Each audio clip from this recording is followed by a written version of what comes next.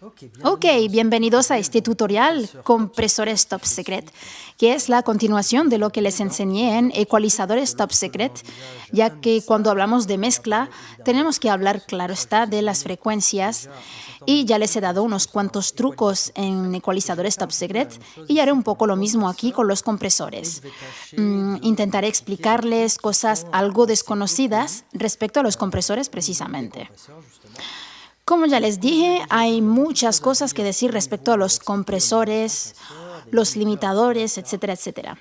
Así que habrán más tutoriales después de este, en Tutoriales MJ, para hablar de todo esto. Pero en un primer momento lo que vamos a hacer es que les explicaré un poco la historia de los compresores, porque sin esa historia es muy difícil utilizarlos, ya que hay que entender que hoy, con los plugins, los fabricantes intentan recrear virtualmente unas máquinas que han existido en el pasado. Y cada una de esas máquinas tenía, claro está, cierta calidad que los plugins intentan hoy en día recrear lo mejor posible. Por supuesto, hay de todo en los plugins y ya tendremos ocasión de hablar de eso a lo largo de este tutorial.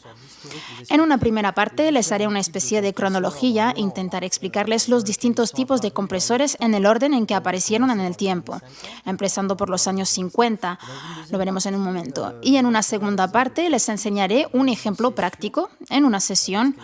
¿Dónde está mi sesión? Logic. Les enseñaré cómo comprimir y por qué comprimo con tal o tal compresor. Vamos a ver un poco las diferencias y las capacidades de cada tipo de compresor. Y tengo un trozo de música aquí, un pequeño bucle con una voz y un bucle de drums. Y vamos a empezar con esto sin comprimir. Les enseñaré técnicas, la base de las técnicas para comprimir las cosas de forma profesional. Es decir, cómo usamos los compresores para conservar el natural de las pistas, aumentando el punch, la fuerza, la dinámica de la música. ¿Vale? Así que vamos a ver eso y tendremos ocasión de hablar de eso en distintos estilos, ya que no es lo mismo hacer música electrónica o variedad o jazz o hip hop, etcétera, etcétera. Aquí esta track, solo para enseñarles el ejemplo y lo veremos después, sin compresión, suena así. Now I got that fire, I'm gonna go higher. I give a little bit of this and a little bit of that. My moves are on fire. I'm hoping you like me. This is the real me. Let's get this party started. I'm in the mood for it. Just move your body like. Just move that body like. Just slide and slide. And now you're doing it right. Ok, y lo que haré es que mientras suena, activaré todos los compresores que puse aquí para enseñarles lo que se puede alcanzar, lo que se puede lograr o al menos lo que hay que intentar alcanzar cuando se comprimen las señales. Es decir, mantener una señal limpia, nítida, clara, pero por supuesto más punchy, que se acerque más a lo que se oye en los discos y no en las maquetas. Vamos a ver también cómo ajustar los compresores de forma precisa para conservar el natural de la señal y a la vez darle al punch necesario. Dejo sonar esto activando los compresores en cada canal.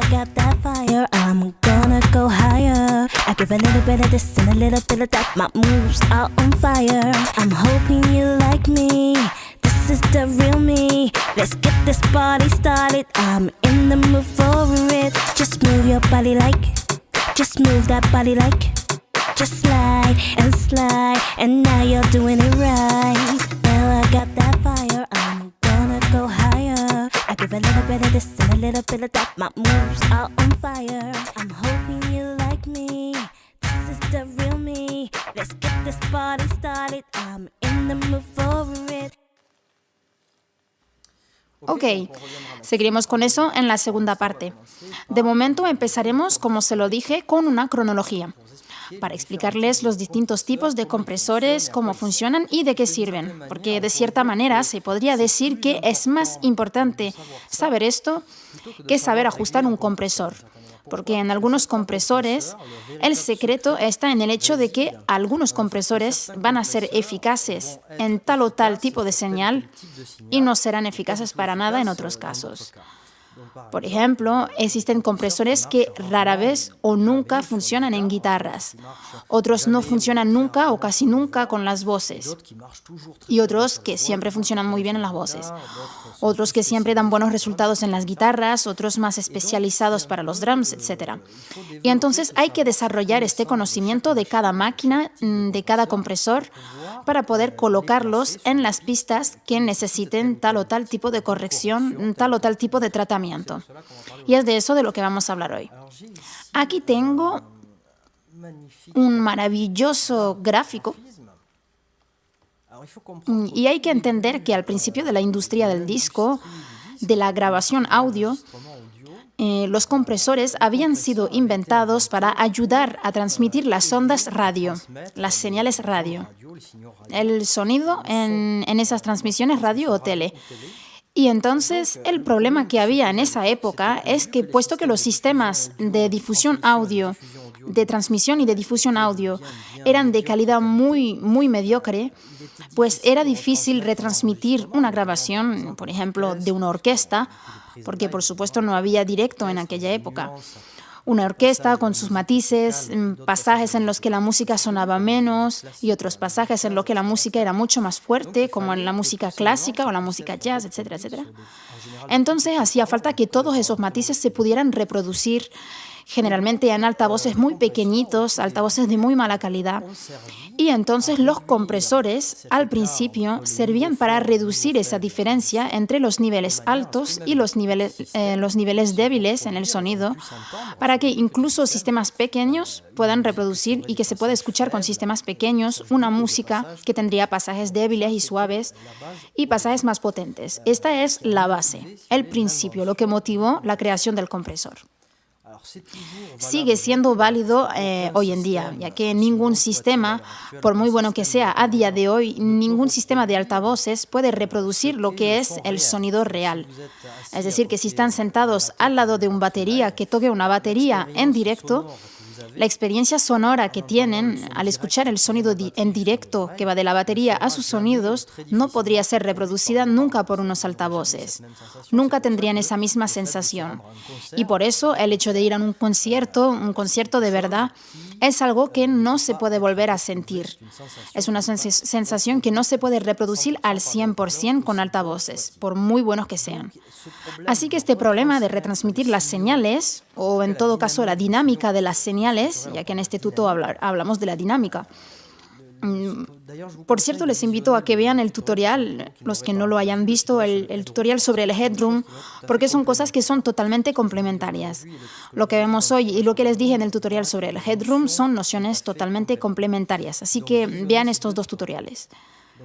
Dicho esto, los compresores han sido creados para reducir o aumentar también, ya que el compresor no solo reduce el margen dinámico, la dynamic range en inglés, lo que llamamos el margen dinámico, el rango dinámico de una señal, es decir, la diferencia entre los niveles más débiles y los niveles más fuertes.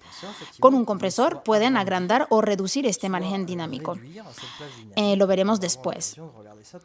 Hay que saber, está claro, que antes de nuestra época, antes de la época de los secuenciadores y de los direct-to-disc, se grababa, por supuesto, en magnetófonos de bobina.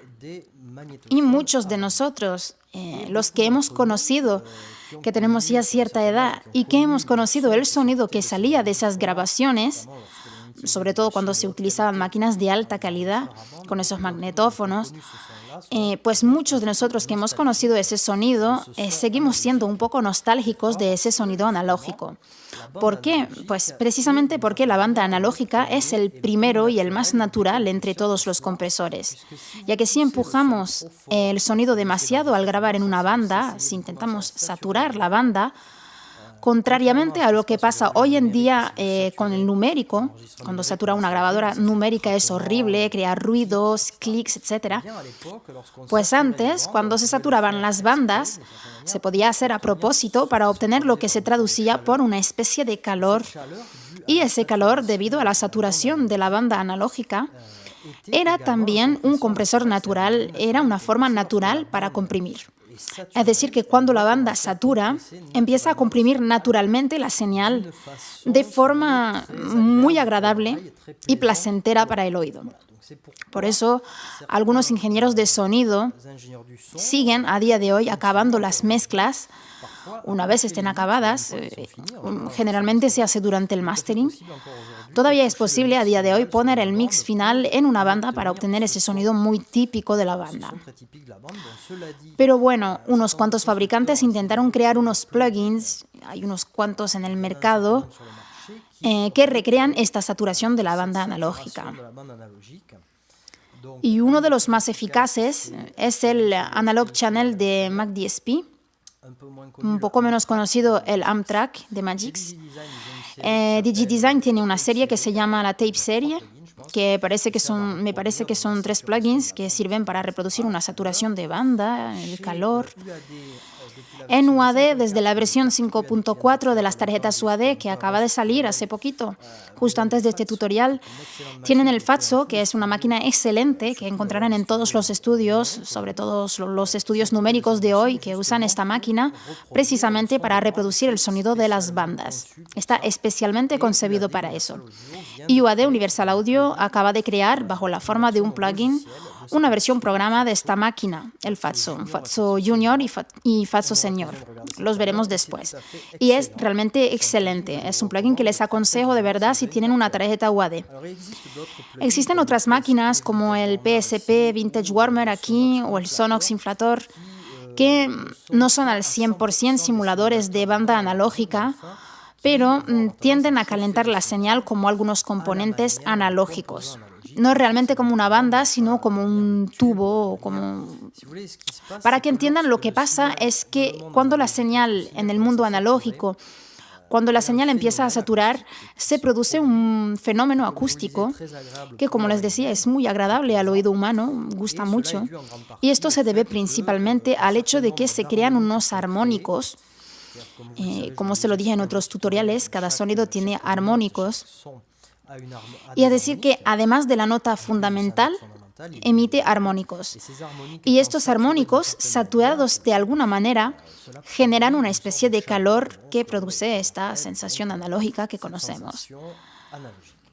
Ahora les voy a hablar un poco de los compresores. En la historia de los compresores, digamos, profesionales de estudio, el primero aparece en los años 50.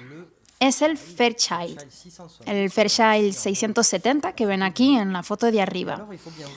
Y hay que ver que esta máquina, que en la época valía algo como $30,000, una máquina muy, muy cara, y existen muy pocos modelos de ella, pues esta máquina, Fairchild, ha sido muy conocida, ha sido muy utilizada y se sigue usando todavía en los estudios de grabación, ya sea realmente o virtualmente, por supuesto.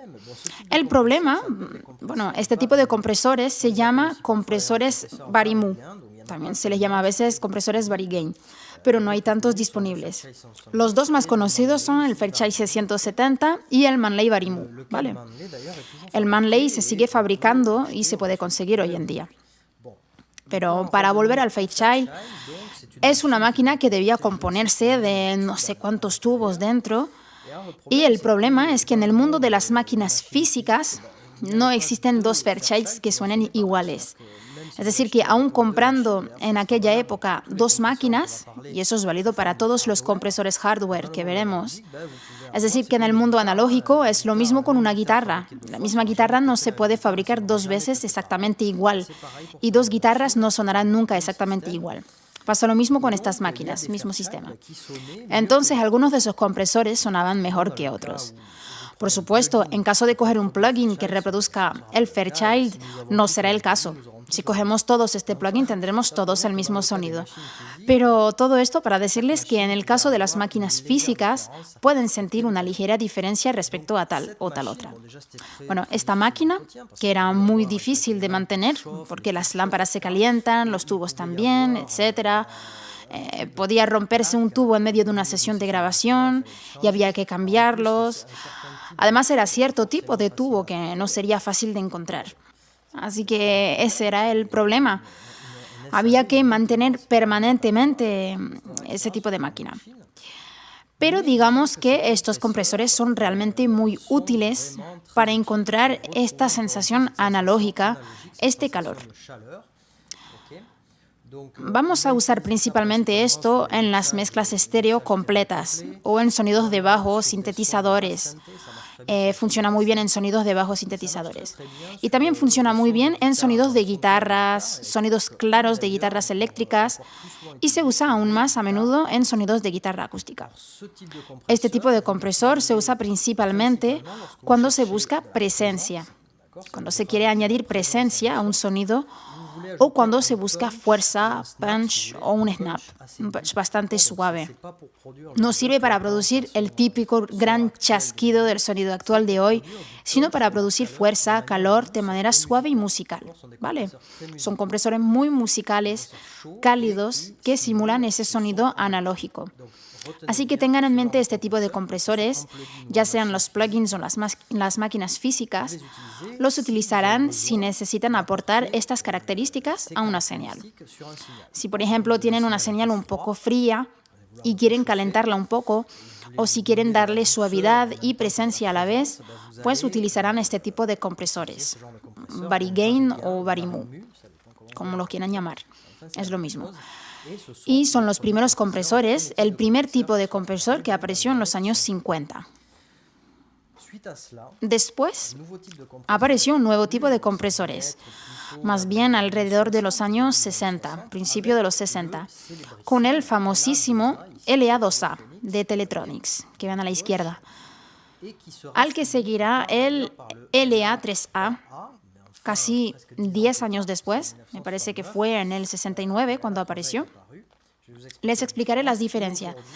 Y hoy en día pueden conseguir, o bien en Universal Audio, copias físicas del LA2A, o en TubeTech, otro compresor que se llama el CL1B. Son máquinas que también podrán conseguir en formato hardware.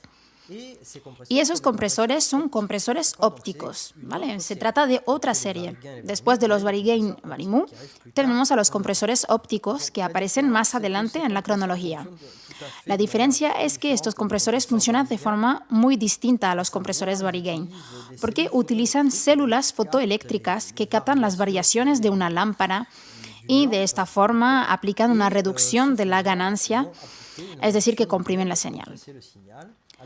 Es bueno saber que este tipo de compresores produce un sonido más limpio, ¿vale? De hecho, en la época en la que salieron, los anuncios mencionaban que se conseguía un sonido mucho más limpio con ese tipo de compresores que con el Fairchild. Entonces tenemos una señal un poco menos colorida, un poco más neutral, y sobre todo lo que hay que saber de ese tipo de compresores son varias cosas. Hay que saber que una parte de la señal no comprimida, es decir, la señal de origen, vuelve a salir. Es un poco como una compresión en paralelo, muy ligera, muy ligerita. Pero bueno, hay que saber que una parte de la señal de origen vuelve a salir, a pesar del tratamiento del compresor. Esto es lo primero que hay que tomar en cuenta. Y segundo, el sistema óptico es un sistema bastante lento respecto al análisis de la señal. Eso significa que son compresores que reaccionan con cierta inercia y entonces conservan cierto natural. Así que pueden tener en mente que los compresores ópticos tienen la capacidad de comprimir más que los compresores Varigain, conservando el aspecto natural de la señal. Se usa mucho en las voces precisamente por eso.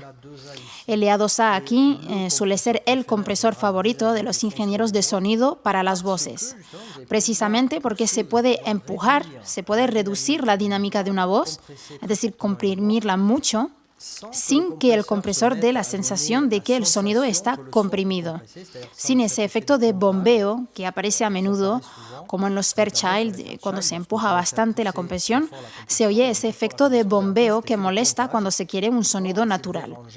Y precisamente el LA2A y su hermano mayor, el LA3A y el TubeTech, permiten empujar mucho la compresión antes de oír ese efecto de bombeo. Vale. Son compresores que tienen un ataque bastante lento, que suenan bastante naturales y que son muy útiles para voces, guitarras como Stratocaster, cuerdas, etcétera, etcétera. Y a pesar de todo esto, estos compresores conservan un lado muy analógico en la señal respecto a otro tipo de compresores que veremos más adelante.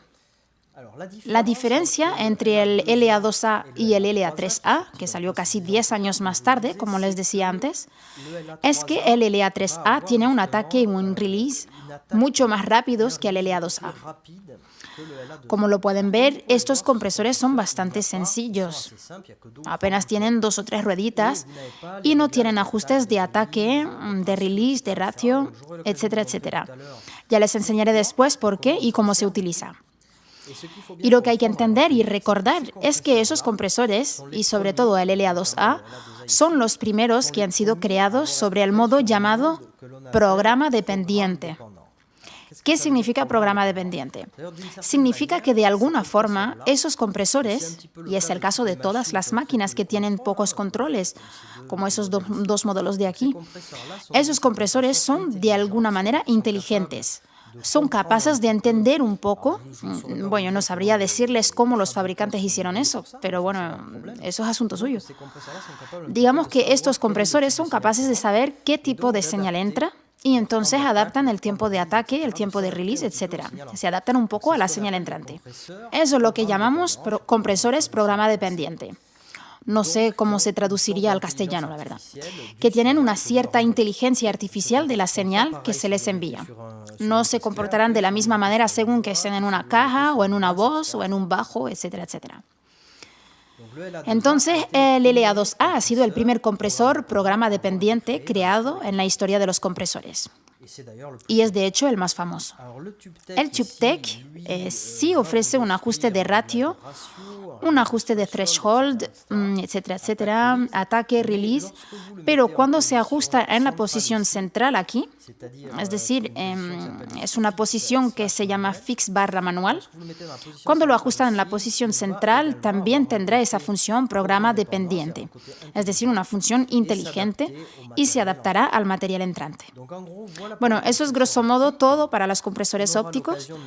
Los veremos en la práctica y los escucharemos en un momento en la segunda parte de este tutorial. Recuerden que son máquinas que se usan sobre todo cuando se quiere reducir la diferencia entre los niveles débiles y los niveles fuertes en una pista, conservando a la vez el aspecto cálido, natural, musical del sonido, sin que se note realmente la compresión. Es decir, cuando no se quiere que se note la compresión, no se quiere que el efecto de compresión sea audible.